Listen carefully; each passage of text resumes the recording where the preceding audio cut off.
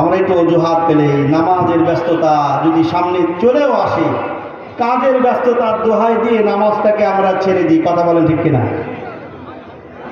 কথাগুলো মনোযোগ দিয়ে শুনবো। রোম সাম্রাজ্যের বিরুদ্ধে নবীজি সাল্লাল্লাহু আলাইহি ওয়াসাল্লাম রওনা হলেন।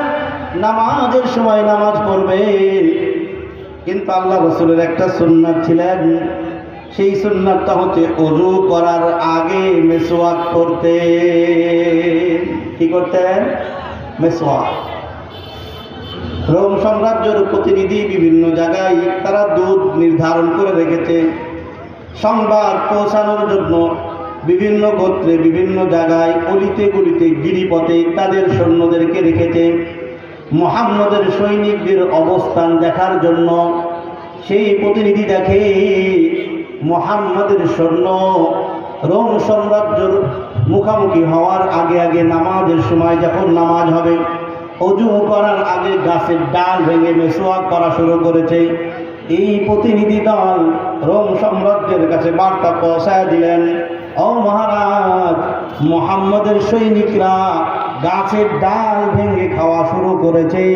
আমরা যদি যুদ্ধের ময়দানে অংশগ্রহণ করি আমাদেরকে একটা রাস্তা ফিরাবে না, একটা জিন্দা আমাদেরকে পাঠায় দিবে না, সবগুলোকে চিনে খেয়ে। শুধু তাই নয়, ওই জায়গায় কথা হয় এমনটা, মুহাম্মদের সৈনিকরা যুদ্ধ ময়দানে অংশগ্রহণ করে শাহাদত বরণ করার জন্য, আর কাফেরেরা যুদ্ধ করার সিদ্ধান্ত নেয় নিজে আবার বেঁচে আসবে এই জন্য।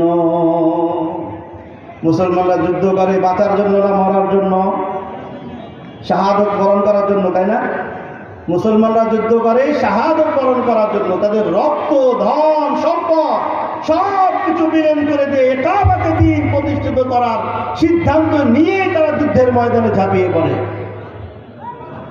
নবীজি সাল্লাল্লাহু আলাইহি ওয়াসাল্লামের এই সৈনিকরা, ঈমান মরা সৈনিকরা বদর প্রান্তে যখন তাবুকের প্রান্তে যখন অবস্থান করবে, তারা বুঝতে পারলেন মুহাম্মদের সৈনিকরা আসছে। রাস্তায় দেখলাম তারা ডাল ভেঙে মিসওয়াক করা শুরু করেছে। তার মানে ওনারা বুঝেছে, ওনারা তার মিসওয়াক বুঝে না, মিসওয়াক কি, তারা বুঝেছে যে ডাল ভেঙে তারা খাওয়া শুরু করেছে।